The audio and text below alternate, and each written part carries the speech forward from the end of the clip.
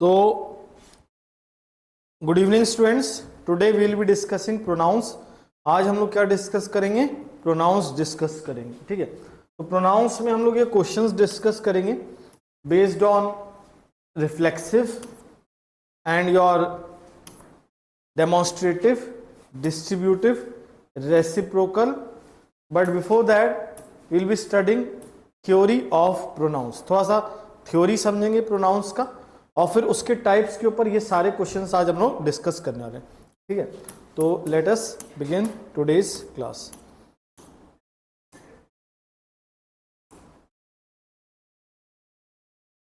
तो देखते हैं अब इसमें प्रोनाउंस में आज जो हम लोग हेडिंग डालेंगे that is reflexive pronoun. That is reflexive pronouns. Pronouns में हम हेडिंग डालेंगे क्या? Reflexive pronoun. अब रिफ्लेक्सिव प्रोनाउंस क्या होते हैं? Reflexive pronouns are those pronouns in which the action will turn back upon the subject. Action कौन करेगा? सब्जेक्ट। और एक्शन वापस किस पे लौट आएगा? सब्जेक्ट के ऊपर। समझ में आ रही बात? बोलो यस और नो। जैसे आई हर्ट माई सेल्फ, मैंने खुद को चोट पहुंचा दी, तो एक्शन किसने किया? आई ने। और एक्शन वापस लौट किसके ऊपर आया? मेरे ऊपर, आई के ऊपर। तो ये माई सेल्फ कौन सा हो जाएगा? Reflexive pronoun. समझ में आ रही है बात? बोलो यस और नो। तो reflexive pronouns are those pronouns in which the action will turn back on the subject. Action will be done by subject and action will return on subject. कोई डाउट इसमें? देन अब जैसे मान लीजिए आई की जगह यहां पर वी होता तो हम क्या लिखते? We hurt ourselves. यहां पर अगर मान लीजिए यू होता तो यू हर्ट योर सेल्फ। अगर यू होता तो योर सेल्फ। ही लिखते तो क्या होता? He hurt himself. She hurt लिखा होता तो क्या होता? Her self. इट लिखा होता तो इट हर्ट क्या होता? It self. और दे लिखा होता तो दे हर्ट देमसेल्व्स। समझ में आ रही बात? तो ये इस प्रकार से रिफ्लेक्सिव्स यूज करते हैं हम पर्टिकुलर प्रोनाउन के लिए। समझ में आ रही बात? अब दूसरी बात ये आती है, sir where we should use reflexive pronoun, कि हमें रिफ्लेक्सिव प्रोनाउन का कहाँ इस्तेमाल करना चाहिए? तो इसका आंसर है after some transitive verbs we will use which pronouns? Reflexive pronouns। कुछ ट्रांजिटिव वर्ब्स के बाद हम किसका इस्तेमाल करेंगे? रिफ्लेक्सिव प्रोनाउन का। अब आपके मन में एक डाउट ये आ रहा होगा, sir basically what is transitive verbs? समझ में आ रही बात? अब ये ट्रांजिटिव वर्ब्स बहुत सिंपल है। Transitive verbs show transfer of action from subject to object. अगर सरल भाषा में कहें, सिंपल लैंग्वेज में, तो ऐसे वर्ब जिनके बाद ऑब्जेक्ट आना जरूरी है, जिनके तुरंत बाद क्या आना जरूरी है? ऑब्जेक्ट। ऐसी वर्ब्स को हम लोग क्या बोलते हैं? Transitive verbs. समझ में आ रही बात? जैसे मान लीजिए मैंने लिखा शी स्लैप्ड, उसने थप्पड़ मारा, तो ये कैसा मालूम पड़ रहा है? पूरा कि अधूरा? इनकम्प्लीट। तुम्हारे मन में तुरंत ही क्या आएगा? किसको थप्पड़ मारा है ना, मतलब किसी के तो गाल चाहिए है ना। तो यहाँ शी स्लैप्ड हिम, तो यहां पर हमें स्लैप के बाद क्या पुट करने की जरूरत है? हिम। द ऐसी वर्ब जिसके बाद ऑब्जेक्ट पुट करना जरूरी है उसको हम क्या कहते हैं? ट्रांजिटिव। जैसे हम कहेंगे योर फादर किक्ड, आपके पिताजी ने लात मारी, तो ये कंप्लीट है कि इनकम्प्लीट है? लात मारेंगे तो उसके लिए कोई ऑब्जेक्ट भी चाहिए है ना, यानी योर फादर किक्ड फुटबॉल है ना। तो यहाँ पर ऐसी वर्ब जिसके तुरंत बाद क्या आना जरूरी? ऑब्जेक्ट, उसको हम कौन सी वर्ब कहेंगे? ट्रांजिटिव। जैसे ही चीटेड, उसने धोखा दिया, तुरंत ही क्या आएगा मन में? किसको धोखा दिया? ही चीटेड हर। तो ऐसी वर्ब जिसके बाद ऑब्जेक्ट रिक्वायर्ड है उसको हम क्या कहते हैं? ट्रांजिटिव। समझ में आई बात? अब जरूरी थोड़ी नहीं कि शी दूसरे व्यक्ति को थप्पड़ मारे। It's not necessary that she will slab the other person. She चाहे तो किसको थप्पड़ मार सकती है? खुद को। तो हम ऐसे भी लिख सकते हैं शी स्लैप्ड हरसेल्फ, या तो शी स्लैप्ड हिम या तो शी स्लैप्ड हरसेल्फ। दोनों साथ साथ यूज नहीं कर सकते। अगर साथ साथ यूज करना भी है तो क्या यूज करना पड़ेगा, and. She slapped him and herself. लेकिन क्या ऐसे बोल सकते शी स्लैप्ड हिम हरसेल्फ, नहीं, है ना। तो याद रखना, या तो ऑब्जेक्ट आएगा ट्रांजिटिव वर्ब के बाद, या क्या आएगा, रिफ्लेक्सिव प्रोनाउन। यानी यहां पर हम ये कह सकते हैं after some transitive verb we will be using reflexive pronoun, but when object is absent, when object is not present. समझ में आ रही बात, बोलो यस और नो। जैसे हम किसी और को धोखा देते, कई बार हम ऑब्जेक्ट, अब भाई जैसे मान लो ऑब्जेक्ट आ रहा है तुम्हारे सामने खड़ा हो गया, हाँ, तो अब वो पर्सन हो या कोई भी, तो आपने उसको थप्पड़ मारा,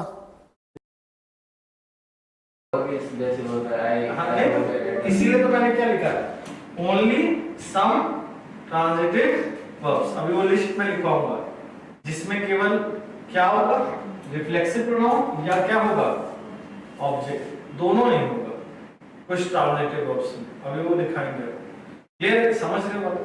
तो ही चीटेड हर, और आप अपने आप को भी तो धोखा दे सकते हो, तो ही चीटेड हर या ही चीटेड हिमसेल्फ। समझ में आया। तो ट्रांजिटिव, कुछ ट्रांजिटिव वर्ब्स क्या, या तो रिफ्लेक्सिव प्रोनाउन यूज करना है या क्या यूज करना है, कोई ऑब्जेक्ट। समझ में आया। अब वो कौन सी ट्रांजिटिव वर्ब है समझते हैं। वो है हमारी ये वर्ब्स जैसे इंट्रोड्यूस, प्रेजेंट, एब्सेंट,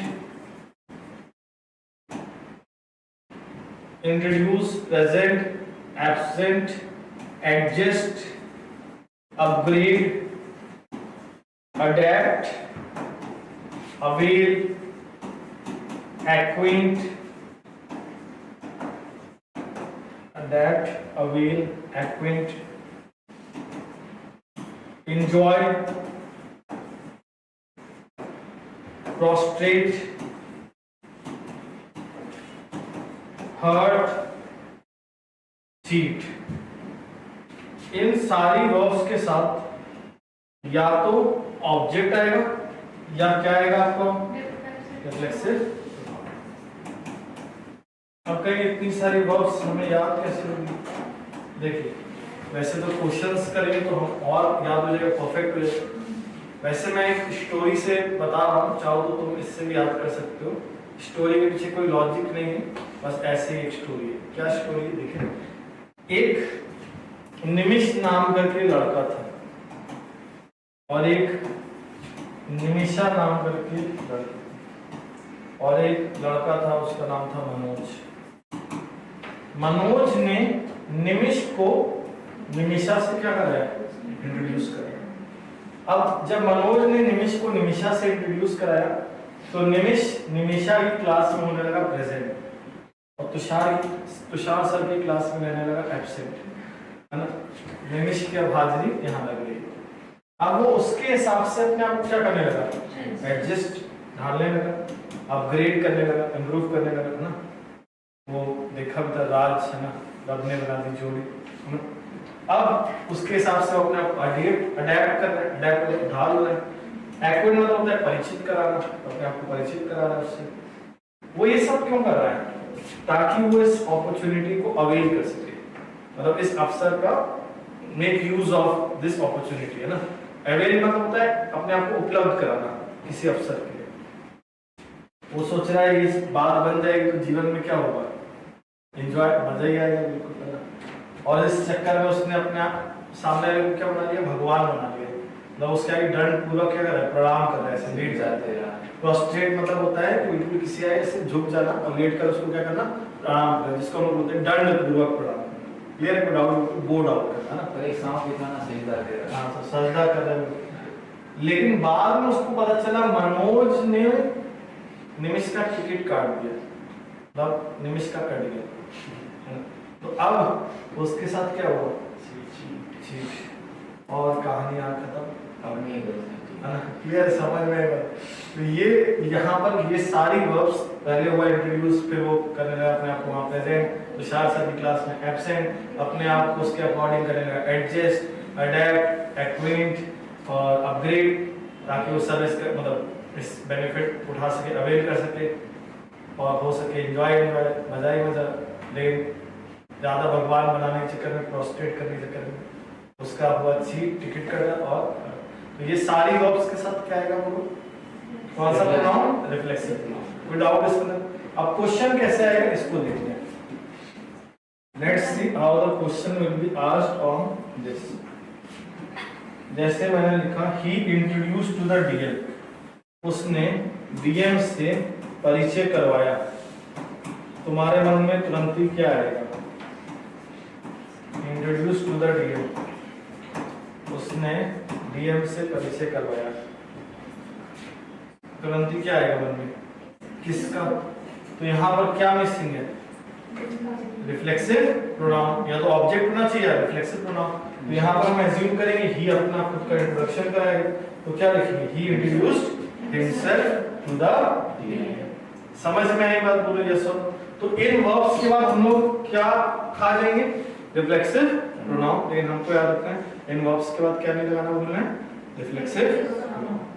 क्लियर है? वैसे एक और क्वेश्चन देखो, she absented from the meeting,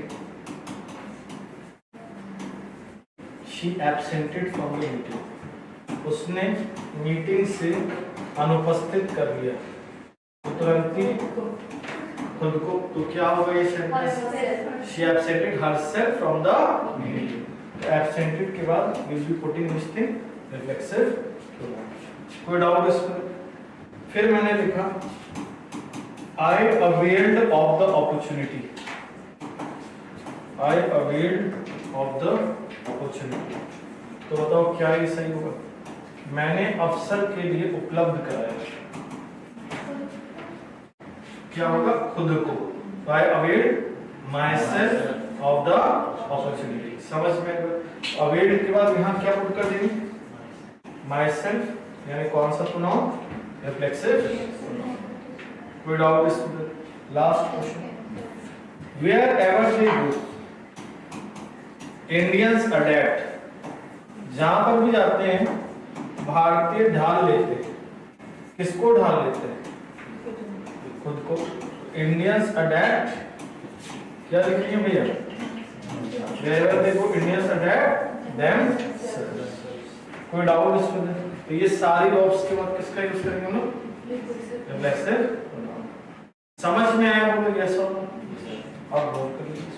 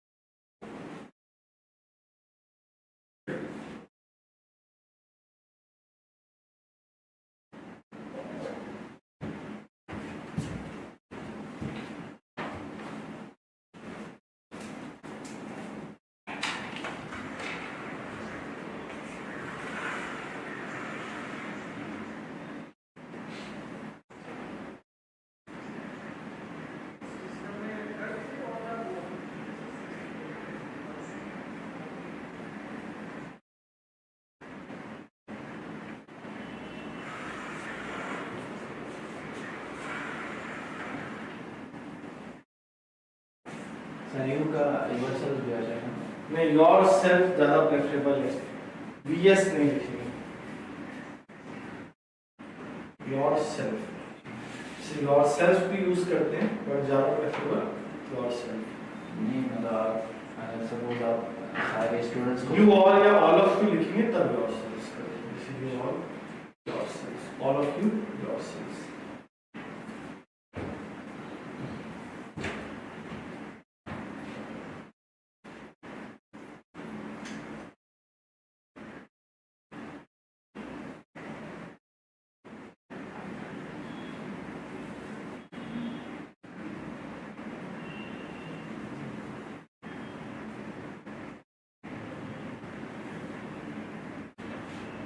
scroll कर लो।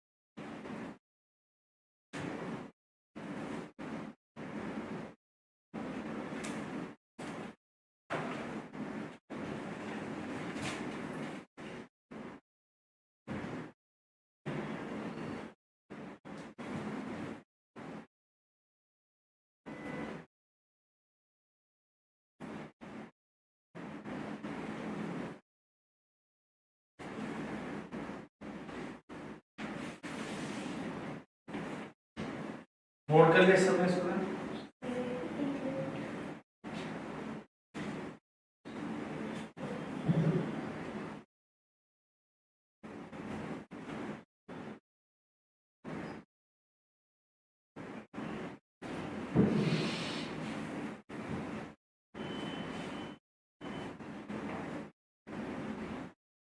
हम लोग का कॉलेज रहता है 3 बजे वैसे 3 बजे तक।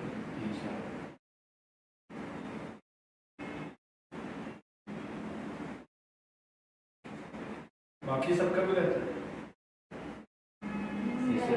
ज़्यादा लड़की बेच है तो यही करते हैं, कुछ पढ़ाते हैं कुछ पढ़ते हैं।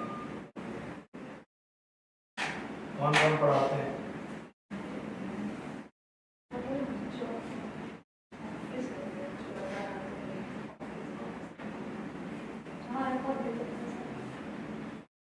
दस से 11 दिनों का वोकेबलरी सेशन चल रहा है तुम लोग देख सकते हो। बाद में देख लेना रिकॉर्डिंग।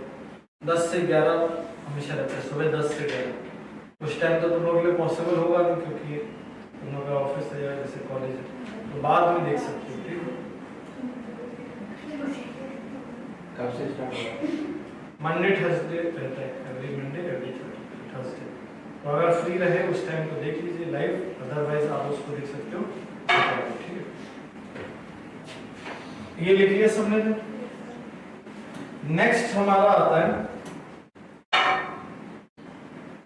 अभी हमने पढ़ा कि कहां रिफ्लेक्सिव प्रोनाउन का यूज करेंगे। अब हम लोग क्या पढ़ेंगे, कहां रिफ्लेक्सिव प्रोनाउन का यूज नहीं करेंगे। तो we will not use reflexive pronouns after some intransitive verbs. इसके बाद नहीं यूज करेंगे इंट्रांजिटिव वर्ब्स। इंट्रांजिटिव वर्ब्स के बाद कभी भी रिफ्लेक्सिव प्रोनाउन आएगा कि नहीं आएगा? नहीं आएगा। अभी इंट्रांजिटिव वर्ब क्या होती है? ये इंट्रांजिटिव वर्ब्स वो वर्ब्स होती हैं जिनके बाद कोई ऑब्जेक्ट नहीं आना कंपलसरी, मतलब जो विदाउट ऑब्जेक्ट स्टैंड करती है। जैसे सपोज करो मैं लिखूंगा ही इज रनिंग, तो मैं क्या ऐसे लिखूंगा, he is running him, he is running her, he is running them, ये तो नहीं लिखूंगा। यानी कि जो रनिंग वर्ब है ये मीनिंग के लिए किसी ऑब्जेक्ट पे डिपेंडेंट नहीं है, तो ये कौन सी वर्ब हो जाएगी? इंट्रांजिटिव। समझ में? और अगर मान लो अच्छा मैं ऐसे लिख देता, he is running in the field, तब क्या ये ट्रांजिटिव हो जाती कि अभी भी ये इंट्रांजिटिव है? सर ये ऑब्जेक्ट की जरूरत ही नहीं है। अभी भी ये इंट्रांजिटिव, क्योंकि अभी भी ये ऑब्जेक्ट पे डिपेंडेंट नहीं। आप कहेंगे सर फील्ड ऑब्जेक्ट को आ रहा है, ये ऑब्जेक्ट फील्ड जो आ रहा है वो किसकी वजह से आ रहा है? इनके से, रनिंग की वजह से नहीं आ रहा है। तो ये वर्ब से, वर्ब यहाँ जो ऑब्जेक्ट है वो वर्ब पे डिपेंडेंट नहीं। यहाँ पर लेकिन ऑब्जेक्ट पुट करना जरूरी था वर्ब के बाद, नहीं तो मीनिंगलेस जाता सेंटेंस। लेकिन यहाँ ऑब्जेक्ट लिखो या ना लिखो वर्ब पूरा मीनिंग दे रही है। तो ये कौन सी वर्ब हो गई हमारी? समझ में आ गई बात? बोलो यस और नो। अब इंट्रांजिटिव वर्ब जैसे कि मेक, बाथ, वॉक, रन, वैसे तो बहुत सारी होती हैं, लेकिन मेन जिस पे क्वेश्चन आता है वो मैं लिखवा देगा। Make, bath, walk, run, burst, feed, keep, इन सारे वर्ब्स के बाद आप क्या रिफ्लेक्सिव प्रोनाउन यूज करोगे कि नहीं करोगे? नहीं करोगे। समझ में आएगा? क्वेश्चन से देखते हैं इस पे एरर कैसे आते हैं। जैसे हम कभी ऐसे बोल सकते हैं आई बाथ माई सेल्फ डेली, या वी बाथ आवरसेल्फ डेली, हम खुद को डेली नहलाते हैं। कभी ऐसे बोल सकते हो कि हम डेली नहाते हैं, हम डेली नहाते हैं। कभी ऐसे तो नहीं बोले हम खुद को डेली नहलाते हैं, हम अपने आप को धीरे चलाते हैं, हम अपने आप को तेज दौड़ाते हैं। ये सब तो नहीं लिख सकते, तो ये रॉन्ग। इसी तरीके से इसमें क्वेश्चन आएगा, जबरदस्ती का रिफ्लेक्सिव प्रोनाउन लगा दिया जाएगा, जबकि हमें यूज नहीं करना है। जैसे the bubble burst itself, bubble ने खुद को फोड़ लिया, तो क्या ये सही? बबल समझते हो? जैसे जो मेले वगैरह हो जाते हैं बबल।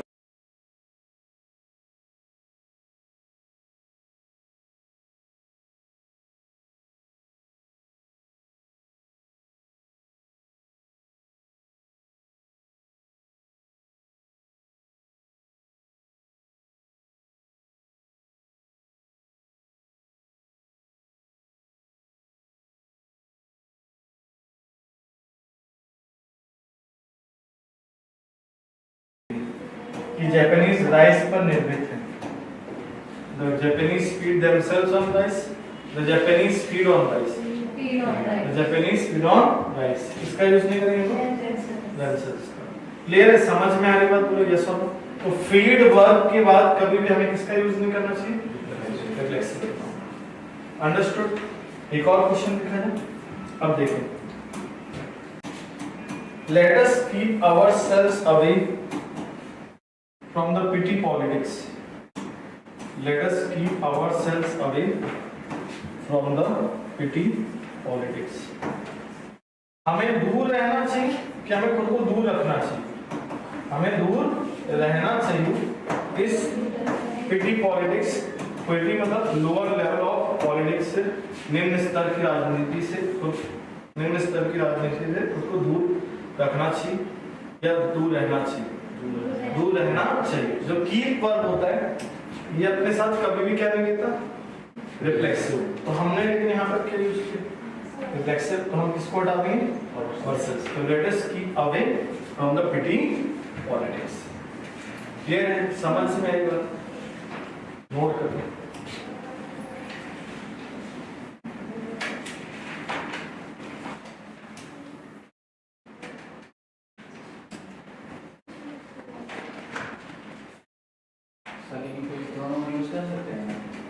नहीं, ये विदाउट आगे इनके वर्ब के बाद कभी कोई प्रोनाउन नहीं होगा या कोई नाउन नहीं होगा। अगर नाउन या प्रोनाउन आएगा भी तो वो आपका प्रेपोजिशन के लिए आएगा। जैसे जो जापानीज फीड ऑन राइस, तो जो राइस आ रहा है वो ऑन के लिए आ रहा है, फीड के लिए कुछ नहीं आएगा। अगर फीड का मीनिंग चेंज हो जाए, जैसे फीड मतलब जैसे इन द अदर सेंस कि मदर्स फीड देयर चाइल्ड, तब हो सकता है, तब वो ट्रांजिटिव में काम करेगा। लेकिन अगर हम यहाँ फीड खाने पर डिपेंडेंट के लिए बोलेंगे, डिपेंडेंट वाला सेंस, तो नहीं आएगा फीड के साथ। तो ये चीज याद रखना है, जब वर्ब का यूज ट्रांजिटिवली होगा। कैसे होगा? ट्रांजिटिवली, तब ऑब्जेक्ट आ सकता है। इनट्रांजिटिव, अब ऐसे कुछ वर्ब्स हैं इंग्लिश में जो ट्रांजिटिवली भी यूज हो जाती है कभी कभी, और कभी कभी कैसे यूज हो जाती है? इनट्रांजिटिवली। लेकिन यहाँ जो पर्टिकुलर एग्जाम्पल है वहां पर जो फीड वर्ब है ट्रांजिटिव में, तो इसके तुरंत बाद ऑब्जेक्ट नहीं आ सकता। लेकिन अगर यहीं पर ट्रांजिटिव फॉर्म में यूज हो जाए, ट्रांजिटिव सेंस में तो ऑब्जेक्ट आ सकता है। क्लियर है, समझ में आने की?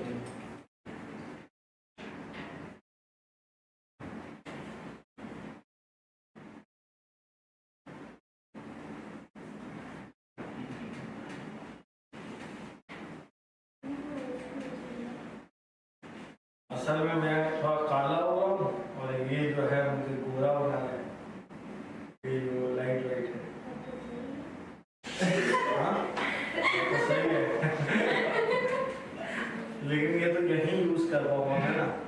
तो लाइट तो आ रहे हैं ना, सब देख रहे हैं, तो गोरे गोरे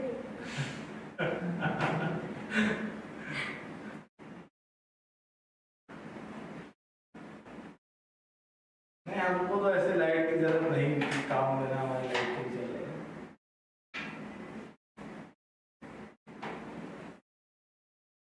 क्लास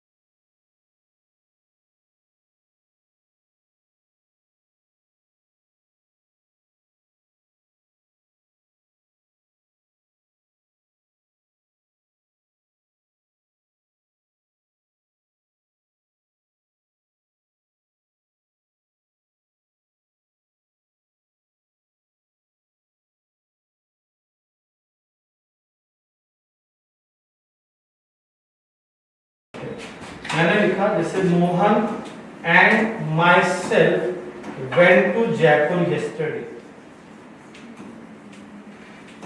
तो कभी ऐसे हो सकते हो कि मोहन और खुद को जयपुर गए थे कल। मोहन और खुद को कि मोहन और मैं? मोहन और मैं। तो Mohan and I went to Jaipur yesterday, ऐसे बोलो। अब एक डाउट है कि सर हम कभी कभार अपने इंट्रोडक्शन में ऐसे बोल देते हैं माई सेल्फ रोहित वर्मा, तो वो सही है गलत? वो गलत है। हमें क्या बोलना चाहिए? आई एम रोहित वर्मा या माय नेम। तो यूपीएससी के इंटरव्यू में बोलते हैं मैं सर, लेकिन माय सेल्फ में हमें क्या बोलना चाहिए? I am, because my self will be considered सब स्टैंडर्ड। व्हाई सब स्टैंडर्ड? बिकॉज माय सेल्फ का मतलब क्या है? खुद को। ये हम खुद को थोड़ी नहीं बोलेंगे, खुद को तुषार शर्मा कि I am Tushar Sharma, I am Tushar Sharma. तो हमें नहीं यूज करना चाहिए, बट हम कर लेते हैं। स्पोकन के हिसाब से correct, but grammatic it is wrong. कोई डाउट इसमें? देन तो हम क्या बोलेंगे? Herself completed the assignment कि she completed the assignment? She. Herself use नहीं करना चाहिए। कोई डाउट इसमें? देन नोट कर लीजिए इसको। तो never use reflexive in place of personal pronoun.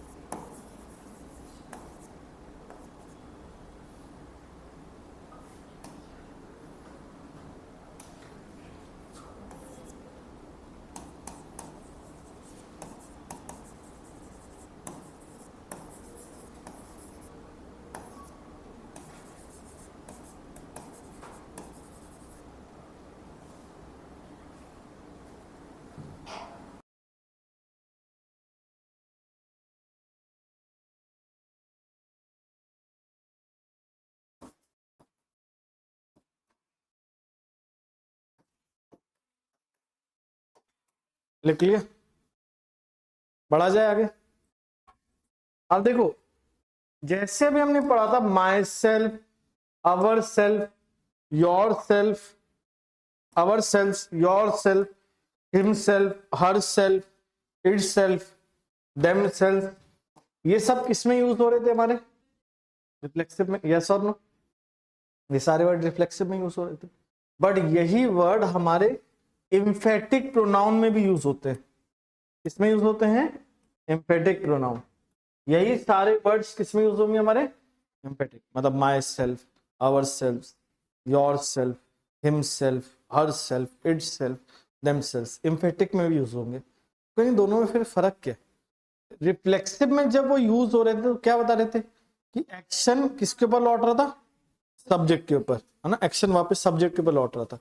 But यहां पर जब हम यूज करेंगे तो हम सब्जेक्ट को एम्फसाइज करेंगे। सब्जेक्ट को क्या करेंगे? एम्फसाइज। वहां पर उनका मतलब था खुद को। क्या मतलब था? खुद को। जैसे मैंने खुद को चोट पहुंचा ली तो आई हर्ट माई सेल्फ, और यहां मतलब होगा खुद से। क्या मतलब होगा? खुद से। और ये सब्जेक्ट को क्या करने के लिए आएंगे?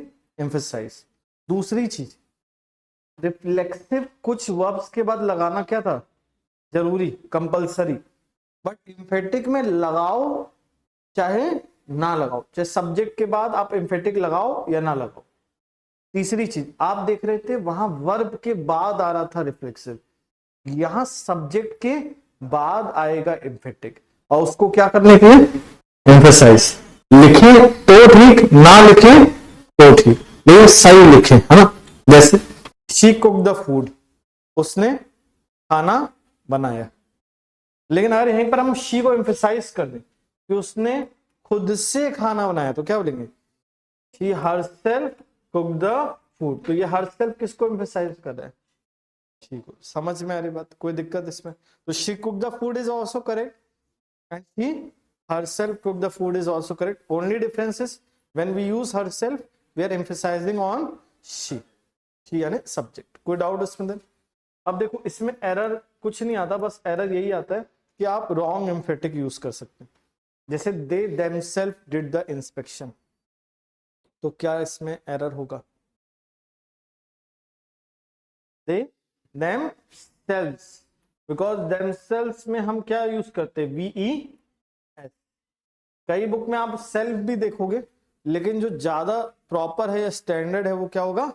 Self, VE S. क्लियर है? कोई डाउट उसमें? देन नोट कर लीजिए इसको भी। तो समझ में आया रिफ्लेक्सिव और एम्फेटिक में अंतर? अब तो जैसे आप कई बार प्लेज लेते हो या कोई चीज एक्सेप्ट करते हो तो क्या बोलते हो? मैं खुद से इस चीज को एक्सेप्ट करता हूं। I myself acknowledge whatever I am stating is correct to my information. जब एफिडेविट वगैरह बनाते हैं, आई माई सेल्फ डिक्लेयर, है ना, मैं खुद से ये डिक्लेयर कर रहा हूं, है ना। मिस्टेक।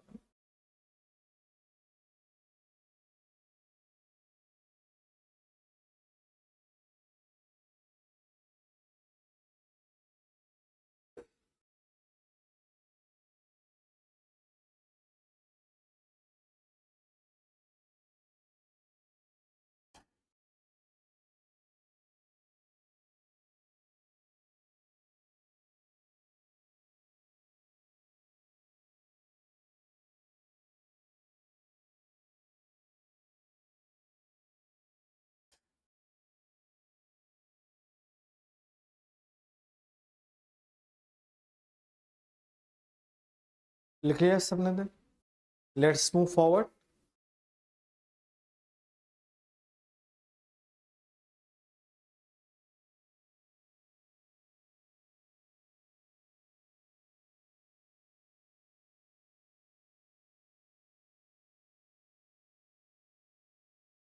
डन, बढ़ा जाएगा।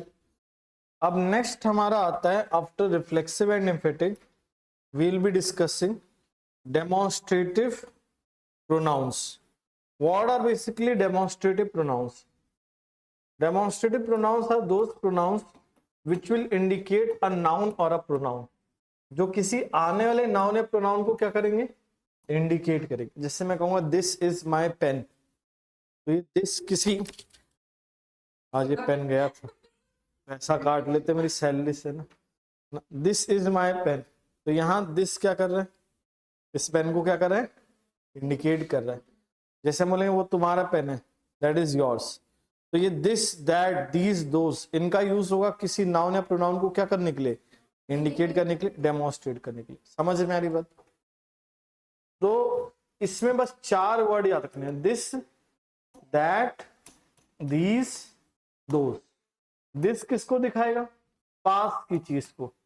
जैसे मैं कहूंगा this is my pen, but that is yours, तो दिस किसको दिखाएगा, दैट किसको दिखाएगा, दूर की चीज को। तो this shows close thing, that shows far thing. फिर दिस और दैट ये सिंगुलर में यूज होता है, और दिस का प्लूरल क्या होता है, दीज। जैसे मैं कहूंगा ये मेरे पेन्स हैं, तो मैं क्या बोलूंगा, दीज आर माई पेन्स, और वो तुम्हारे, दोज आर योर्स। समझ में आई बात? तो दिस का प्लूरल दीज और दैट का प्लूरल दोस। यहां तक कोई दिक्कत? अब लेकिन इसमें एरर नेक्स्ट वाले पॉइंट पे आता है, तो उसको समझते हैं। अब इसमें नेक्स्ट पॉइंट क्या है, always compare between similar things. हमेशा तुलना किसमें होनी चाहिए, सामान्य चीजों में। Always compare between similar.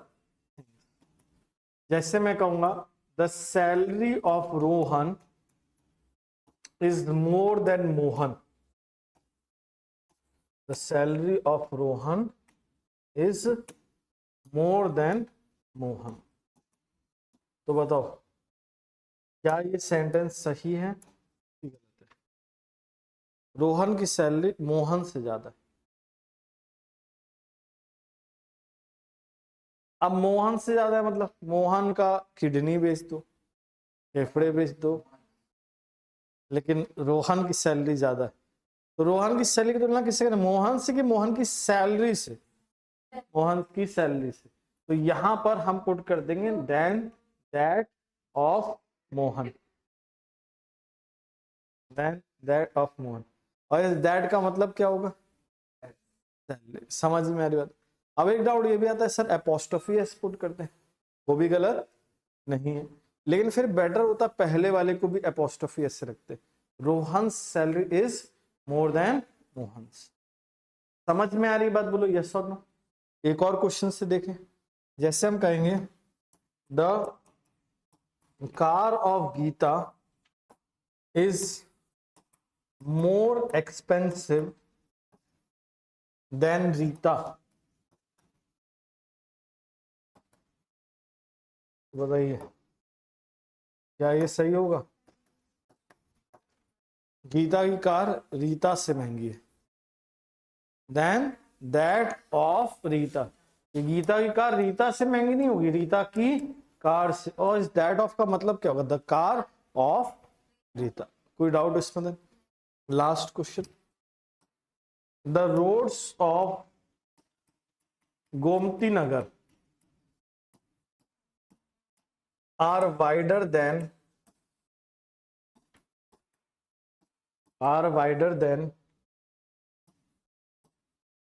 Aminabad.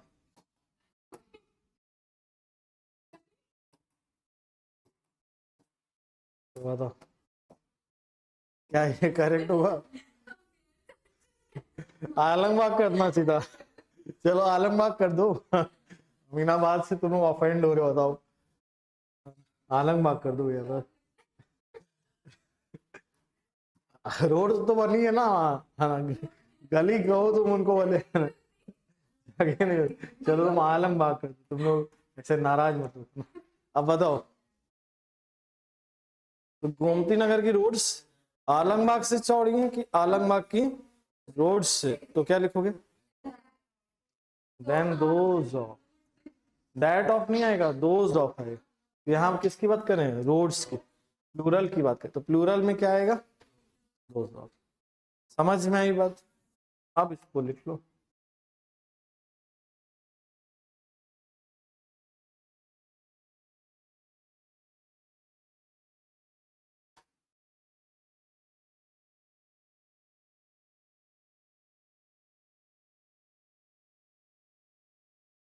कल भी हम लोग की क्लास लगी थी ना शायद, कल नहीं लगी थी?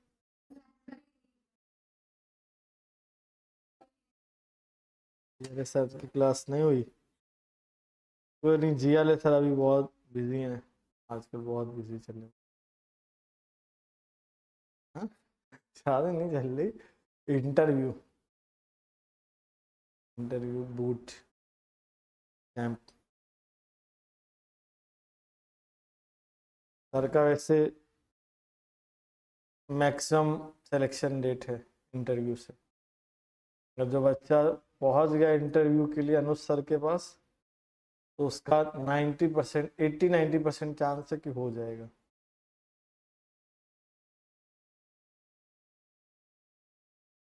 इंटरव्यू स्पेशलिस्ट अनुज सर। लेकिन अब तुम लोग को पहले पहुंचना पड़ेगा वहाँ से। इसलिए अनुज सर छोटे मोटे लोगों से बात नहीं करते,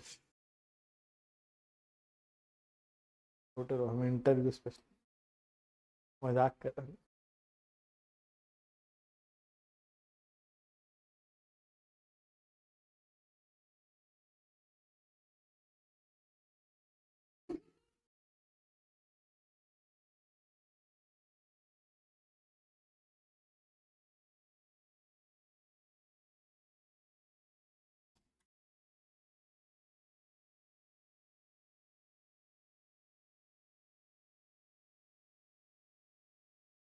जो बच्चा सिलेक्टेड हो जाता है, मान लो इंग्लिश पढ़ाया हमने, मैथ्स पढ़ाया, रीजनिंग पढ़ाया, अनुज सर ने जीए पढ़ाया, जब वो सेलेक्टेड हो जाता है तो वो सबसे पहले जानते हो किसके पास जाता है? घर तो वो तो जाते ही है, मिठाई का डब्बा लेके डायरेक्टली पहले कहाँ पहुंचेगा? कौन से सर के पास? बिल्कुल करेक्ट, इंटरव्यू स्पेशलिस्ट है ना वो। कहता इंग्लिश मैथ्स में इनका कोई वो नहीं। अच्छी बात है, देखिए मेन इंटरव्यू तो मेन चीज होता ही है। वो अगर हो जाए तो जितना भी इंग्लिश मैथ्स रीजनिंग जो भी तुमने किया हो, सब क्या हो जाएगा? बर्बाद, बिल्कुल बेकार।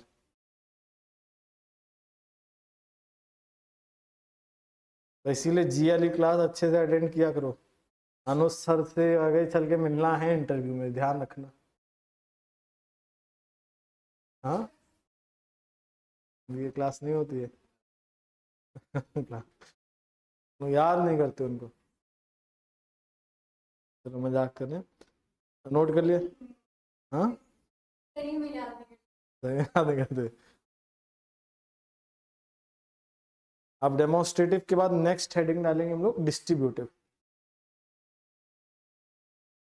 जल्दी लिख लो।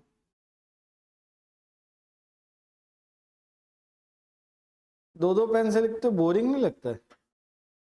पहली बार तो इतनी सुंदर कॉपी बना रहे हैं सर। अच्छा अच्छा। हमारे कॉलेज की देख लो।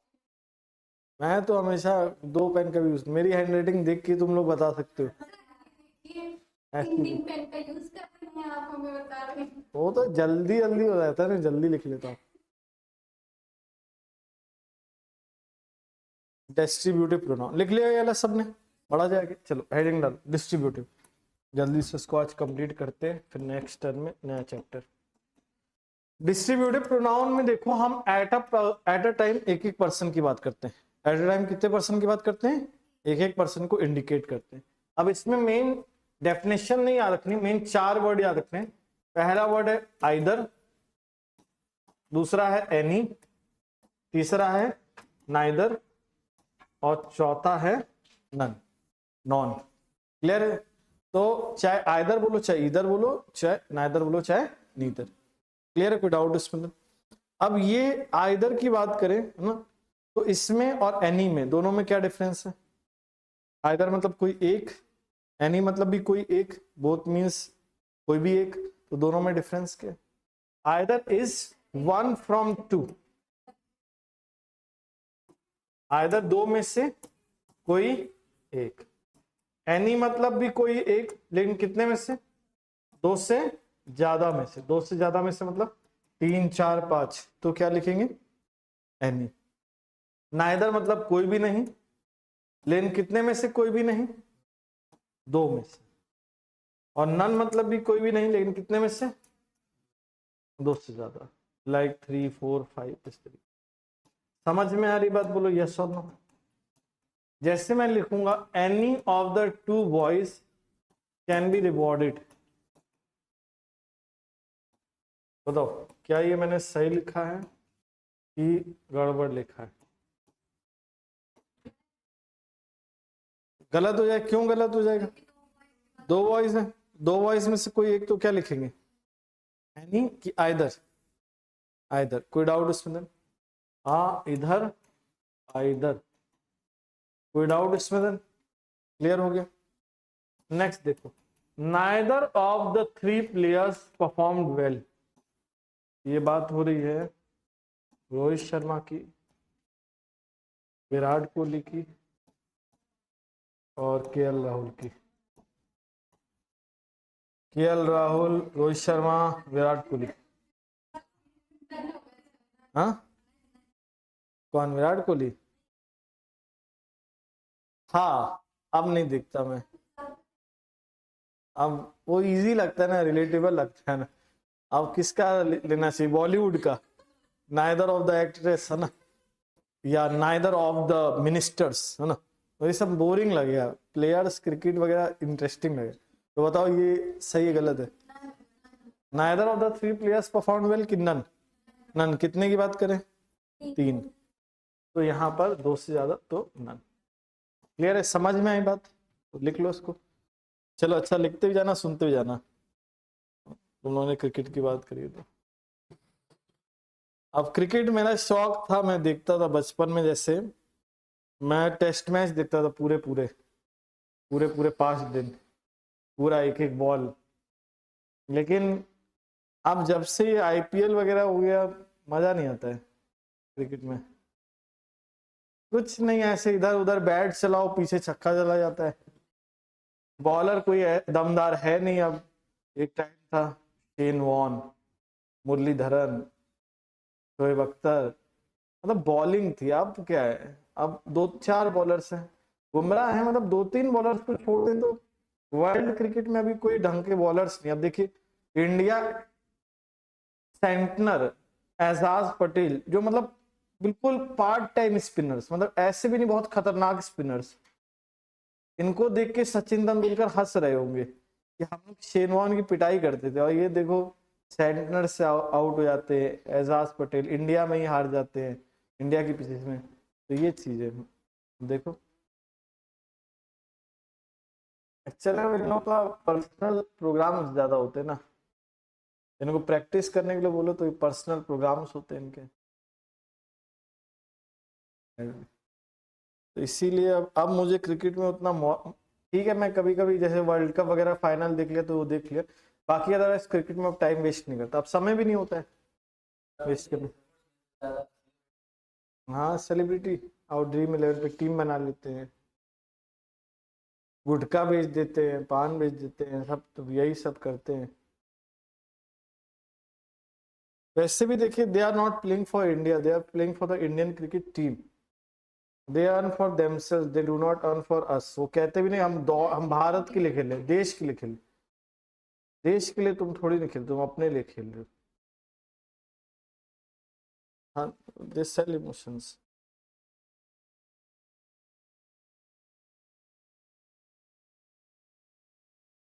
जैसे मैं भाई, मैं पढ़ा रहा हूँ तो किसके लिए पढ़ा रहा हूँ, अपने लिए। मैं कोई समाज सेवा थोड़ी नहीं कर रहा हूँ, समाज सेवा तो तब होती जब मैं क्या हो रहा होता, फ्री में पढ़ा, एनजीओ में पढ़ा रहा होता, या अगर मैं देश की सेवा करना चाह ही रहा होता तो मैं कहता कि चलो पैसे भी कमा रहा हूँ, दूसरी जगह फ्री में ही पढ़ाऊंगा, लेकिन मैं फ्री में पढ़ाता नहीं, तो इसका मतलब क्या है, मैं अपने लिए कमा रहा हूँ।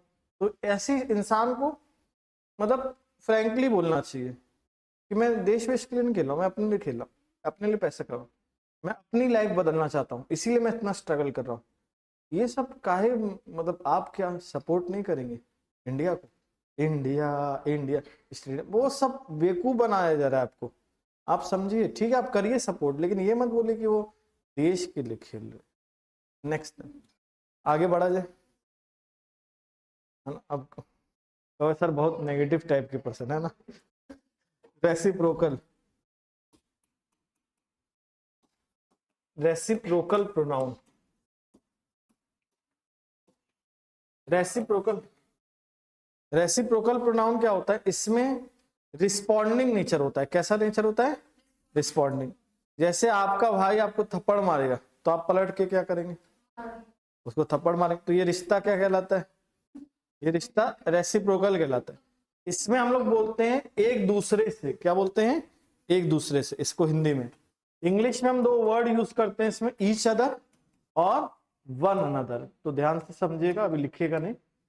ईच अदर और क्या? One another. इन दोनों का मतलब क्या होता है? एक दूसरे से। तो दोनों में डिफरेंस क्या है? ईच अदर यूज होगा कितने के लिए और वन अनदर यूज होगा दो से ज्यादा, 3 4 5 6। क्लियर है? समझ में आ रही बात? जैसे हम लिखेंगे Rohan, Sohan and Mohan like to work with each other।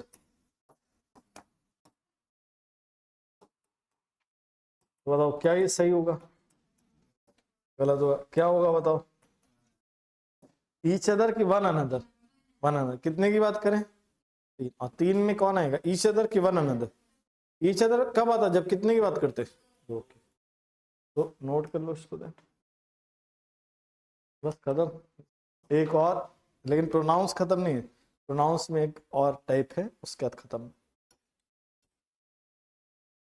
तो आज ज्यादा पढ़ना है क्या कम?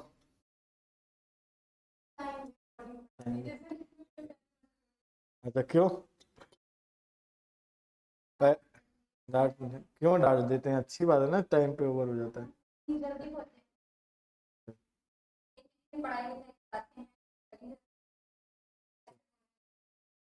अच्छा, घर वाले ऐसे बोलते हैं? मतलब वो 10,000 रुपये दिए, पूरा वसूलेंगे।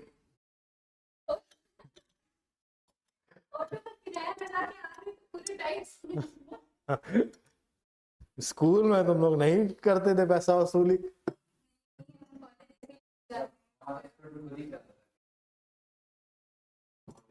छोड़ देना।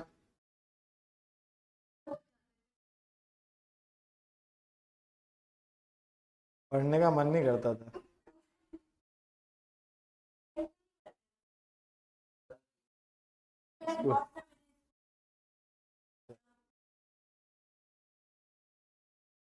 अच्छा अच्छा।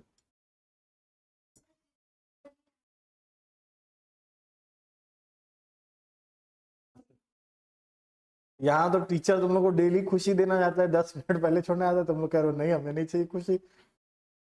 कह रहे हो हम लोग पूरा पैसा वसूलेंगे तब तक जब तक 9-10 रुपए पर कॉस्ट नहीं पहुंच जाएगी। खैर, मजाक कर रहे हो। जैसे एसएससी वाले बच्चे, इसी बात पे एसएससी वाले बच्चों का जिक्र करना बनता है। एसएससी वाले बच्चे जानते हो कितनी बार रिज्वाइन करते हैं? 4 बार। 3 से 4 बार। 6 महीना हम एक बार सेम चीज पढ़ के जाएंगे, फिर 6 महीने आएंगे वही सेम चीज पढ़ के आएंगे, फिर 6 महीने वही सेम चीज, फिर 6 महीने। कितना हो गया? 2 साल। उनका लॉजिक क्या होता है? जैसे भाई फीस दिए हैं 10,000, तो तब तक वसूलेंगे जब तक पर डे की कॉस्ट के 8-9 रुपए ना पड़ जाए। तो भाई जैसे 10,000 है तो भाई 24 मंथ से डिवाइड कर दो, पर डे कॉस्ट कितनी आ जाएगी? 8-10। अब खुश हो गया। उसमें भी कई लोग कहते हैं कोई बात नहीं, 1 साल और अभी करेंगे। तो इस किराया नहीं, यहीं पे ले लेते हैं घर पास में, हॉस्टल वगैरह में। उससे क्या होता है, घर से दूर भी रहते हैं तो थोड़ा बेनिफिट ये मिल जाता है कि घर से दूर रहेंगे तो घर में क्या डांट नहीं सुननी पड़ेगी, और साथ में ये भी बोलेंगे क्या कर रहे हैं, तैयारी कर रहे हैं, अभी जोश है बिल्कुल, पापा पेपर निकाल के आऊंगा मैं। नहीं अच्छा, देखिए इसको मुझे कई बच्चे ये भी सोच रहे हैं सर आप क्रिटिसाइज कर रहे हैं, आपकी गलत बात है, ऐसा नहीं कहना चाहिए। हो सकता है वाकई वो पैशनेट है। देखिए पैशनेट आप तब होते जब आपको एक कुछ नया पढ़ाया जा रहा होता से अलग बार, और आप जा रहे होते। अगर मैं ये कहूं कि सब्जेक्ट वर्ब भी अगली बार मैं ऐसे ही पढ़ाऊंगा और आप आ जाओ पढ़ने, तो मैं आपको क्या कहूंगा? पैशनेट की foolish. I will be calling you time wasting foolish, कि भाई आप अपना समय बर्बाद करने आ रहे हो। भाई या तो अगर मैं कुछ नया पढ़ा रहा होता, देखो बेसिक क्लास जब भी आप करोगे, चाहे आप 6 महीने करो 6 महीने बाद करो, वो बेसिक क्लास क्या रहेगी? सेम ही रहेगा, उसमें कुछ चेंज नहीं होगा। तो you need to practice on your own, you need to give mock papers, you need to, मतलब क्या है प्रैक्टिस, मतलब आपको ये खुद से रिवाइज करना पड़ेगा घर पे। ये बिल्कुल इलॉजिकल है, अगर आप एक सेम चीज को बार बार पढ़ोगे तो एग्जाम में सेम चीज थोड़ी नहीं आनी, थोड़ा ट्विस्ट भी तो करेगा, तो उसके लिए आपको क्वेश्चंस लगाने पड़ते हैं। इसीलिए मैं एसएससी वाले बच्चों को बहुत भटका हुआ बच्चा मानता हूँ, मतलब बहुत भटके हुए दे आर, और उनकी गलती भी नहीं है, it's there as also, undergraduate अभी 12th पास किया होता है, दे आर नॉट अवेयर। लेकिन प्रॉब्लम कब होती है, जब सामने से टीचर बता रहा है, आपको समझा रहा है। कई बार क्या होता है, इंसान आपको बेवकूफ बना रहा है ना, लेकिन कई बार सामने वाले को आप बोल रहे कि ये चीज ना करो, बेवकूफ बन जाओगे, लेकिन फिर भी वो बने जा रहा है, तो उसमें गलती किसकी है? स्टूडेंट की, टीचर की नहीं। गलती टीचर की तब हो जब वो आपको कहे कि यार 6 महीने आना, अगली बार मैं तुम्हें नया कुछ पढ़ाऊंगा, आते रहना, वो होगा मतलब क्या, टीचर की गलती। लेकिन जब 6 महीने बाद खुद टीचर कह रहा है कि आओ मेरी प्रैक्टिस क्लास करो, भले वोकेबलरी वाली क्लास करो, यूट्यूब वाली क्लास करो, बट बेसिक क्लास के लिए मत आओ, समय बर्बाद होगा, और फिर भी आ रहे, तो बच्चा बेवकूफ है। चलिए एनीवेज, ज्यादा ज्ञान हानिकारक होता है। लास्ट आगे इंट्रोगेटिव प्रोनाउंस। अब इंट्रोगेटिव प्रोनाउंस में बस एक ही एरर आता है, that is based on the structure based error आता है, जैसे whom you have invited,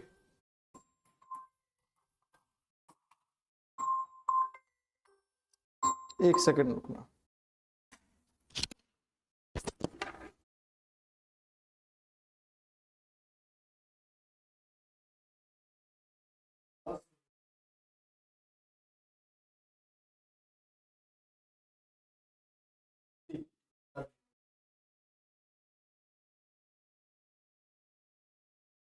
आते हैं, लिखते हैं।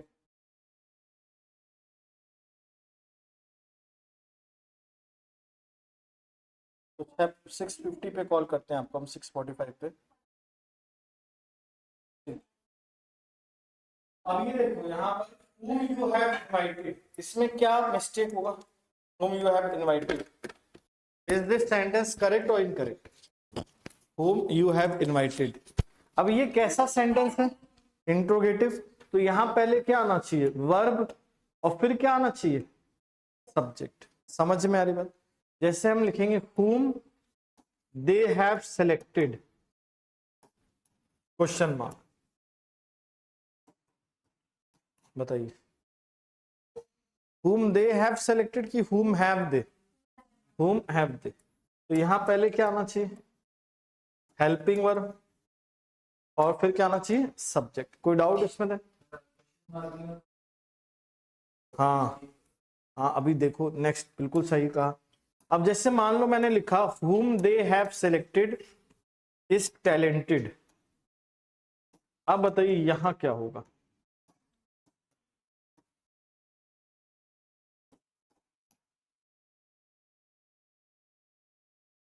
ये क्या होगा? नो एरर, सही, इसमें कोई चेंज नहीं होगा, क्योंकि एक्चुअल में ये जो पार्ट यहां पर है ये इंट्रोगेटिव पार्ट नहीं है। समझ में आ रही बात? ये इंट्रोगेटिव पार्ट नहीं, जिसको उन्होंने सेलेक्ट किया, जिनको भी उन्होंने सेलेक्ट किया, वो कैसे हैं? टैलेंटेड है। जिनको भी उन्होंने सेलेक्ट किया वो कैसे हैं? टैलेंटेड है। समझ में आ रही बात? अब एक डाउट आ रहा है, सर लेकिन इसकी पार्ट ऑफ स्पीच क्या है? फिर इस पार्ट ऑफ स्पीच को जो यहां कहेंगे वो हम लोग इंग्लिश में कहेंगे नाउन क्लॉज। क्या कहेंगे? Noun clause. They will be called, this part of speech over here will be called noun clause. वैसे मैं बता दे रहा हूं, नाउन क्लॉज वगैरह आपको याद नहीं रहेगा, है ना, तो मैं फिर भी आपको समझा देता हूं। देखिए नाउन क्लॉज क्या होता है? Group of words. क्या होता है? Group of words having subject and verb and coming in place of noun is called a noun clause. जैसे क्लॉज की डेफिनेशन क्या होती है? Group of words having subject and verb. जैसे ये क्या है? शब्द है कि शब्दों का समूह है? शब्दों का समूह, जिसमें एक क्या है? सब्जेक्ट, और एक क्या है? वर्ब। तो इसका नाम क्या पड़ गया? Clause. And a clause that is coming in place of a noun और a pronoun is called noun clause. जैसे हम क्या लिखते हैं? They are talented, they are talented, तो ये दे क्या हो जाता है, he she it I you we they, ये सब क्या होता है आपका प्रोनाउंस होता है। और इस प्रोनाउन के बदले हमने एक सेंटेंस लिख दिया है, तो ये क्या कहलाएगा, नाउन क्लॉज। समझ में आ रही बात। जैसे हम लिखते इट इज रॉन्ग, हम लिखते इट इज रॉन्ग, और हम लिखते what you have done is wrong, it is wrong, और इट के बदले हम लिख देते what you have done is wrong. तो what will be this part, what you have done should be called noun clause, it is coming in place of it, तो ये क्या कहलाएगा, नाउन क्लॉज। तो ही शी इट के बदले में आने वाला सेंटेंस क्या कहलाता है, नाउन क्लॉज। लेकिन आपको इतना सब याद नहीं रहेगा, जैसे मैंने पहले ही बताया, तो आपको बस इतना रट लेना है, जब भी क्वेश्चन मार्क दिया होगा तो आएगा वर्ब प्लस सब्जेक्ट, और जब भी फुल स्टॉप दिया होगा तो क्या आएगा, सब्जेक्ट प्लस वर्ब। समझ में आई बात, बोलो यस और नो। क्वेश्चन मार्क दिया तो क्या होगा, वर्ब प्लस सब्जेक्ट, और फुल स्टॉप दिया तो क्या होगा, सब्जेक्ट प्लस वर्ब। कोई दिक्कत इसमें देन? तो जैसे मान लीजिए मैंने लिखा where you are going,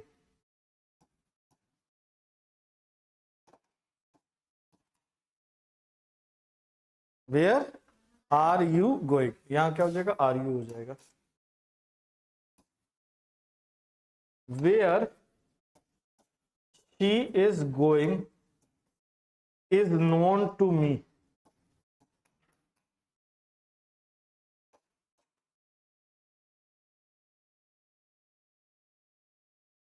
is known to मी।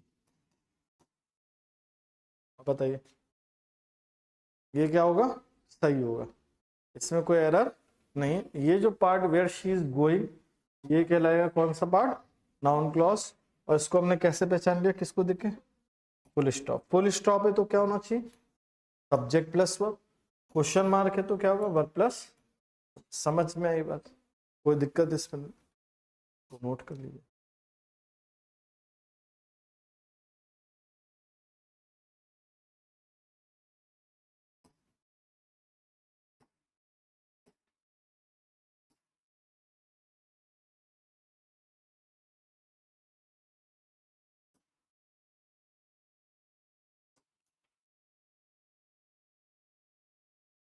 तो लिख लीजिए, इसको लिख लीजिए। इसके बाद हम लोग क्या करेंगे, क्वेश्चंस प्रैक्टिस करेंगे।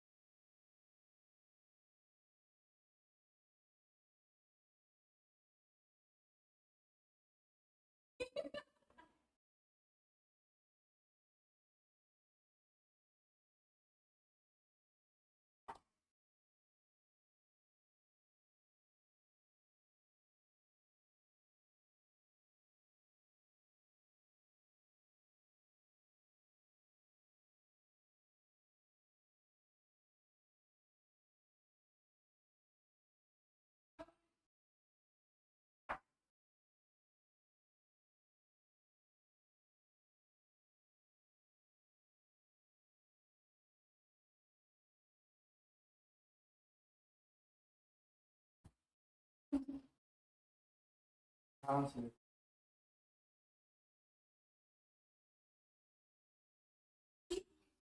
और एक कीड़े,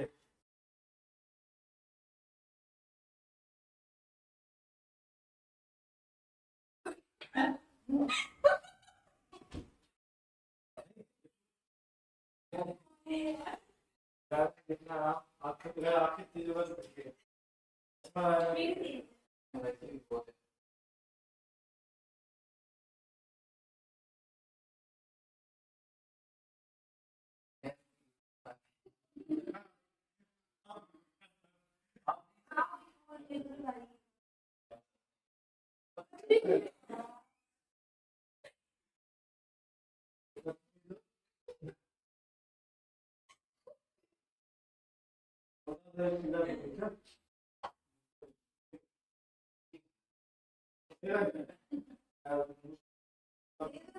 कमजोर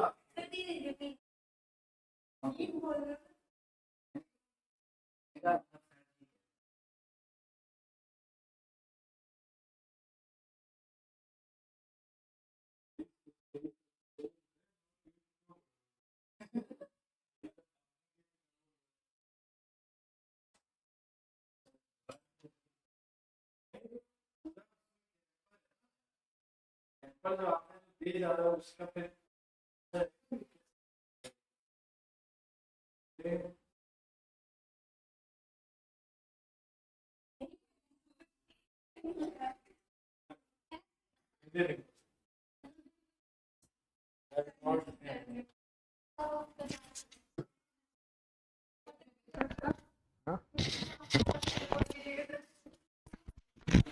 जो बाहर से आता है ना, अब बाहर से आते हैं कि पता नहीं इधर से रहता है, वैसे तो नीचे तो बाहर से आते हैं, और ये पानी जो है वो नीचे से भरा गया है, नीचे से शायद भरा गया है। चलिए कोई नहीं, देख लेंगे। तो ज्यादा बड़े कीड़े नहीं, ज्यादा खतरनाक कुछ दिख रहा है, छोटे से बिल्कुल माइन्यूट से, बहुत सूक्ष्म आंखें चाहिए देखने के लिए इसको। कल ऐसे ही टेस्ट कर रहा था मैं अपने भांजे का, दूर से ऐसे होता नहीं, लिखा होता है, वो मोबाइल बहुत देखता है कि भाई पढ़ के बताओ, तो वो पढ़ नहीं पा रहा था, मैं दूर से देख के पढ़ के बता रहा था, ये देखो ये लिखा है। तो मामा वो एक्चुअल में बहुत छोटा छोटा लिखा है। तो मतलब आजकल बच्चों की आंखें बहुत क्या है, बुरा नहीं मानिए, बहुत तेज है ना। हाँ वो ये नोट कर लिया सबने, मतलब भगवान ना करे, मतलब टच वुड, मतलब भगवान ऐसी आंखें, मतलब ये मेरा है कि मैं बिल्कुल सूक्ष्म चीज भी है ना दिख जाती है, समझ दिख, मतलब विजिबल हो जाती है। अब ऐसा भी नहीं बिल्कुल ही कोरोना वायरस टाइप नहीं दिखेगा। नेक्स्ट, कोई डाउट इसमें then? हमारा नेक्स्ट देखते हैं। अब तुम लोग का भी सर बार बार हमारे पे शायद कमेंट करते हैं ना, नहीं ऐसा नहीं है, तुम लोग का भी अब देखो ज्यादा पढ़ाई की वजह से भी आंखें खराब हो जाती है कभी कभी। तुम लोग का पढ़ाई कैसे नहीं हुआ है ना, चलो वेरी गुड। हाँ जाएंगे। नेक्स्ट दिन ही, अब देखो इस पे क्वेश्चंस पे आ जाते हैं। तो पहला क्वेश्चन देखो, तो हमने लिख लिया था वो पिछला वाला पार्ट सबने, यस और नो ना। अब देखो first question, he prostrated before his master who had return from London after a year. He prostrated himself, याद आया कुछ? Introduce, present, absent, third, cheat, इनके बाद क्या आना चाहिए? रिफ्लेक्सिव। तो कौन से पार्ट में एरर हो जाएगा? फर्स्ट पार्ट में। प्रोस्ट्रेट के बाद क्या पुट करना चाहिए यहां पर हमें? Himself. Next, he introduced to the chairman as the general secretary of that party, क्या होगा? he introduced himself, first part में एरर हो जाएगा, he introduced himself। समझ में आए दोनों क्वेश्चन में, कोई दिक्कत एक्सप्लेनेशन में? अब हम लोग आते हैं थर्ड क्वेश्चन पे। You and myself will enjoy the party to be arranged in honor of the new chief manager। You and I, because यहां पर वर्ब दिया, वर्ब दिया तो क्या आएगा यहां पर? सब्जेक्टिव, और सब्जेक्टिव की जगह माइसेल्फ तो यूज कर नहीं सकते, हमने रूल भी पढ़ा था, never use reflexive in place of personal pronoun. कोई डाउट इसमें then? Fourth, all of us enjoyed heartily when we went out on a picnic with our teacher। if you, अच्छा ये नेक्स्ट क्वेश्चन आ गया इसमें, ये अलग क्वेश्चन है, ठीक है। All of us enjoyed heartily when we went on a picnic with our teacher, तो इसमें बताओ क्या एरर हो जाएगा? All of us enjoyed our, ठीक है, ये थोड़ा सा मिस प्रिंटिंग हो गया है ना। अब इसमें एक क्वेश्चन और है, if you absent from college your name is likely to be struck off the rolls, क्या होगा? If you absent yourself, absent हो, इंजॉयड हो, हर्ट हो, चीट हो, इनके बाद किसका यूज करते हैं हम लोग? रिफ्लेक्सिव प्रोनाउन का। कोई डाउट इसमें? नेक्स्ट, पायल, अब ये वाला थोड़ा डिफिकल्ट क्वेश्चन था। Payal as well as her friends absented themselves from the class because it was the day of Bihar बंद।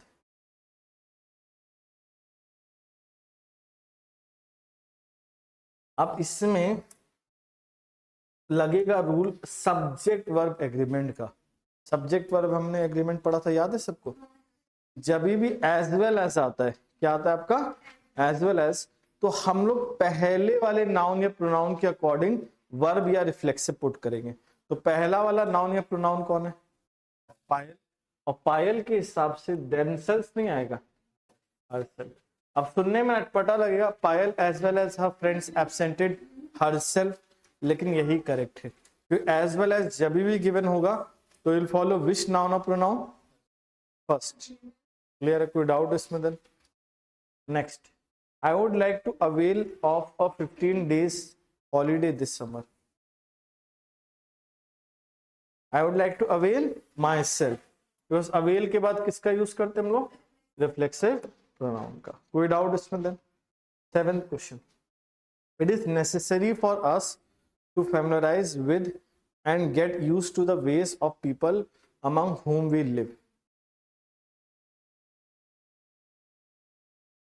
ये जरूरी है हम खुद को फैमिलराइज करें। तो फैमिलराइज वर्ब के बाद भी कौन सा प्रोनाउन आता है?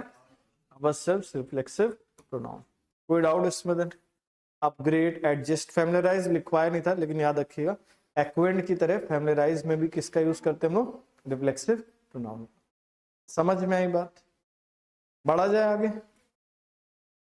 Next question, our soldiers were better trained. किसकी नहीं, ये जरूरी है हम खुद को फैमिलराइज करें with and get used to the ways of the people. मतलब लोगों से फैमिलराइज करें और उनके तरीकों से क्या करें? अपने आप को यूज टू करें। अमंग whom we live, जिनके साथ हम रहते हैं। कंप्लीट है। कंफ्यूजन क्यों हो रहा है?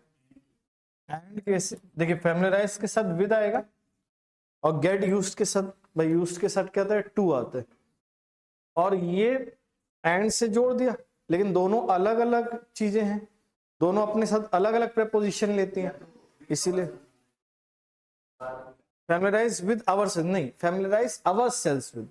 हमें खुद को वर्ब के बाद पुट करते हैं ना रिफ्लेक्सिव, ये तो विद के बाद थोड़ी नहीं पुट करेंगे, वर्ब के बाद करेंगे। विद है ना, with the ways of the people, ये जो विद द वेज, ये जो with the ways and get used to the ways, हाँ दोनों ज्वाइन है। मतलब ये जो विद के लिए आ रहा है नाउन या प्रोनाउन, वो क्या है? वेज। और गेट यूज्ड टू के लिए भी जो आ रहा है नाउन प्रोनाउन, वो भी क्या है? वेज। It is acting like a common noun and pronoun for both the verbs, for get used to and familiarise.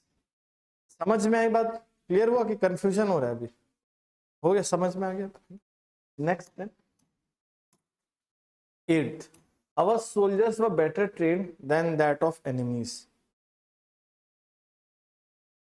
अब यहां पर हम लोग प्लूरल की बात कर रहे हैं, तो देन दैट ऑफ की दोज ऑफ, तो दैट ऑफ नहीं होगा, क्या होगा यहाँ पर? Those of. क्लियर है? समझ में आ रही बात? बोलो यस और नो। सोल्जर्स प्लूरल में, इसलिए यहाँ पर दैट ऑफ नहीं, क्या होगा? Those of. Next, the houses of the rich are larger than that of the poor. Those of. Plural में दैट नहीं यूज होता, क्या यूज होता है? दोज। सिंगुलर में दैट, प्लूरल में दोज ऑफ। कोई डाउट इसमें? Then next question, India's GDP is most likely to grow at 6% higher than those of the US. अब जीडीपी की बात करें, जीडीपी इज सिंगुलर, और सिंगुलर है तो दैट ऑफ की दोज ऑफ, दैट ऑफ, तो दैट हो जाएगा। कोई डाउट इसमें? Then 11th, the price of my dress is higher than that of your dress. Answer होगा नो एरर, क्योंकि प्राइस सिंगुलर है तो दैट ऑफ सही है। और ये दैट ऑफ क्यों आया है? क्योंकि मेरी ड्रेस के प्राइस का कंपैरिजन किससे करेंगे? तुम्हारी ड्रेस से कि तुम्हारे ड्रेस के प्राइस से। तो that of is being used in the sense of the price of, that is correct because we should compare between similar things. कोई दिक्कत इसमें? Then next question, none of these two principals has been looking after his college. Neither, क्योंकि कितने की बात करें, दो की. 13th, any of the two pictures which depict the present pictures of the present politicians is worth seeing. क्या होगा, either, क्योंकि कितने की बात करें, दो पिक्चर्स, दो मूवीज की बात करें, दो में से एक, तो either. कोई डाउट इसमें? Then have you gone through either of these three chapters that have been any, क्योंकि we are talking about more than two, hence we will be using any. कोई दिक्कत इस स्लाइड पे गिवन क्वेश्चंस में? The five brothers are at daggers drawn, so they feel below a dignity. Daggers drawn मतलब क्या होता है, open एनिमिटी, कट्टर दुश्मनी है पांचों भाइयों में. So they feel it below their dignity to talk to each other. One another. क्यों one another? पांच भाई की बात करें, more than two की, इसलिए one another. Both the girls had one another when each other. दो में हमारा क्या आता है, each other. 17th. What does matter most is the most effective what does matter most is the positive attitude and not the sections. अब देखो, आप इसमें एरर ना पहचान बता पाओ, लेकिन पार्ट आसानी से पहचान होगी. कौन से पार्ट में गलती होगी? पहले वाले में. कैसे पता? यहां पर कह दिया फुल स्टॉप. अब जब फुल स्टॉप दिया तो यहां वर्ब तो नहीं आएगी भाई, सब्जेक्ट प्लस वर्ब होना चाहिए. व्हाट मैटर्स, अब एक डाउट ये आएगा, लेकिन सर अगर ठीक है मान लीजिए सब्जेक्ट है, लेकिन सब्जेक्ट तो है ही नहीं, यहाँ पर है, यहाँ पर what as a subject work कर रहा है. कैसा वर्क कर रहा है? What as a subject. और दूसरी चीज, डू और डस का यूज क्यों नहीं करेंगे हम लोग? रीजन बीइंग बिकॉज ये इंट्रोगेटिव में यूज होता है, और this sentence is not in interrogative. कोई डाउट इसमें? समझ में आई बात? नेक्स्ट हम लोग इस क्वेश्चन को ट्राई करते हैं. 1 मिनट दीजिएगा जब तक आप लोग इनको ट्राई करिए.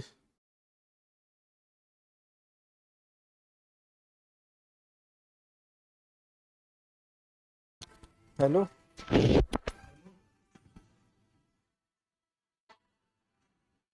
2 मिनट 5 मिनट छोड़ना है, 5 मिनट में कॉल करिए.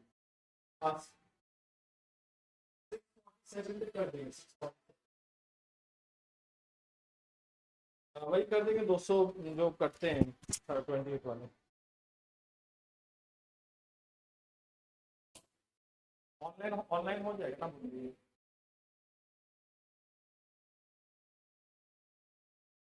ऑनलाइन हम कर देंगे.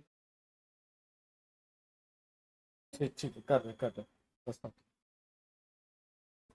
देखो पहला question, I do not know what is he doing to solve the problem. क्या होगा? What he is doing to solve the problem. भाई फुल स्टॉप दिया तो क्या होगा? वर्ब प्लस सब्जेक्ट की subject plus verb? Subject plus verb. अब ये वाला भी आप लोग इजीली बता देंगे. The mother asked the child, why did she cry out in her sleep? क्या होगा? Why she cried out? Did she cry नहीं होगा, he cried होगा. और reason being again full stop दिया है तो क्या स्ट्रक्चर बैठेगा? Subject plus verb. और डिड तो इंट्रोगेटिव सेंटेंस में यूज होता है. समझ में आ रही बात? बोलो यस और no. Did she cry, question mark है ना, इसीलिए व्हाई शी क्राइड आउट. अब सबसे ट्रिकी क्वेश्चन, सारे क्वेश्चंस में यही था.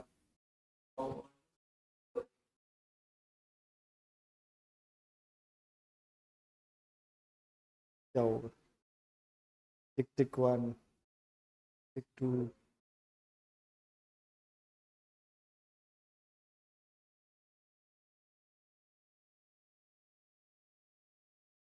कंफ्यूज्ड और नॉट. कि सर क्वेश्चन मार्क है तो वर यू होना चाहिए, है ना? आ रहा है मन में, वर्ब प्लस सब्जेक्ट होना चाहिए. लेकिन ये जो क्वेश्चन मार्क आ रहा है वो इस पार्ट के लिए आ रहा है, डू यू नो के लिए. और ये जो पार्ट है ये कौन सा पार्ट है? Noun clause. और नाउन क्लॉज का स्ट्रक्चर क्या होगा? Subject plus verb. आप कहेंगे सर कैसे? Do you no it, do you no it, तो इट के बदले अगर कोई सेंटेंस यूज करेंगे तो वो क्या होगा, नाउन क्लॉज। तो यहां पर कभी कभार जो रूल मैंने बताया था वो 1% फेल हो सकता है। वो कब फेल हो सकता है, जब एक और हेल्पिंग वर्ब आएगी, जब एक और हेल्पिंग वर्ब आएगी। हो सकता है वो क्वेश्चन मार्क उस हेल्पिंग वर्ब के लिए यूज किया जा रहा है, ना कि उस वाले पार्ट के लिए जो मेन वर्ब के बाद के बने। समझ में आ रही बात। एक क्वेश्चन से और देख लेते हैं, नहीं तो अदरवाइज इस तरह के क्वेश्चन को एग्जाम में क्या कर देना, स्किप कर देना। स्किप कर देना मतलब छोड़ देना। जैसे मैं आपको क्वेश्चन दे रहा हूं, आप बताइएगा इसमें आंसर क्या होगा correct. Do you no, fill in the blanks, where she goes, where does she go?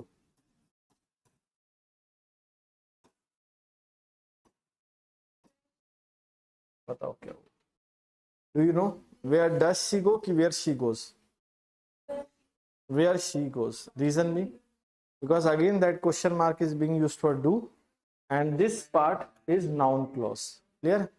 समझ में आई बात।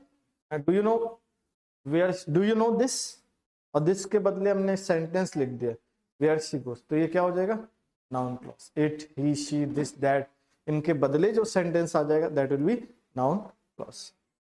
समझ में, वैसे डिफिकल्ट नहीं है, बस just you need to see question mark is being used for which verb, कि क्वेश्चन मार्क किस वर्ब के लिए इस्तेमाल किया जा रहा है। और जनरली इस केस में कोई एक helping verb, do you no, have you know, मतलब हैव यू इनवाइट, मतलब हैव यू करके, डू यू, डिड यू, इस तरीके से कोई हेल्पिंग वर्ब जरूर दी होगी। हाँ, दूसरा सब्जेक्ट वर्ब का कॉम्बिनेशन में, that question mark is used for the first helping. कोई डाउट इसमें, समझ में आई बात। फिर आज की क्लास के लिए इतना ही, ठीक है, बंद करवा देते हैं।